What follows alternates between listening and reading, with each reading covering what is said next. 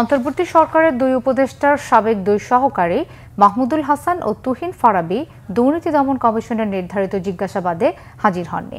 দুপুরে কমিশন কার্যালয়ে ব্রিফিংয়ে দুদক মহাপরিচালক আক্তার হোসেন জানান, স্থানীয় সরকার ও ক্রীড়া উপদেষ্টা আসিফ মাহমুদ সজীব ভুঁইয়ার সাবেক সহকারী মাহমুদুল হাসান ও স্বাস্থ্য উপদেষ্টা নূরজাহান বেগমের সাবেক ব্যক্তিগত কর্মকর্তা ও ছাত্র প্রতিনিধি তুহিন ফারাবীর বিরুদ্ধে ঘুষ গ্রহণ ও কেনাকাটায় দুর্নীতির অভিযোগ তদন্তে জিজ্ঞাসাবাদের জন্য তলব করে। কিন্তু নির্ধারিত সময় দুই অভিযুক্ত বা তাদের পক্ষে কোনো আইনজীবী যোগাযোগ করেননি। তিনি জানান, নিয়ম অনুযায়ী জিজ্ঞাসাবাদে হাজির হবার জন্য আরও একবার সময় দেবে কমিশন। তদন্ত কর্মকর্তা প্রয়োজনে তাদের দেশ থেকে নিষেধাজ্ঞা দিতে পারবে বলেও জানান তিনি। এমনকি জিজ্ঞাসাবাদের জন্য উপদেষ্টাদেরও তলব করার এখতিয়ার দুদকের রয়েছে। এখন পর্যন্ত তাদের কোনো সময় বৃদ্ধির জন্য তাদের কোনো আবেদনও পাওয়া যায়নি।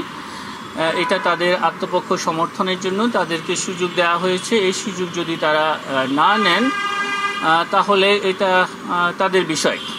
তাদের অনুপস্থিতির কারণে আমাদের অনুসন্ধান কাজ থেমে থাকবে না। যদি এই সময়ের মধ্যে, নির্ধারিত সময়ের মধ্যে আপনার কোনো বক্তব্য না পাওয়া যায়, তাহলে ধরে নেওয়া হবে এই বিষয়ে আপনার কোনো বক্তব্য নেই। আমাদের চিঠিতে এই বিষয়গুলো উল্লেখ থাকে। সুতরাং তিনি সেই সুযোগটা মিস করবেন এবং তার এই অনুপস্থিতির কারণে অথবা জিজ্ঞাসাবাদ এড়ানোর এই কৌশল কাজে আসবে না।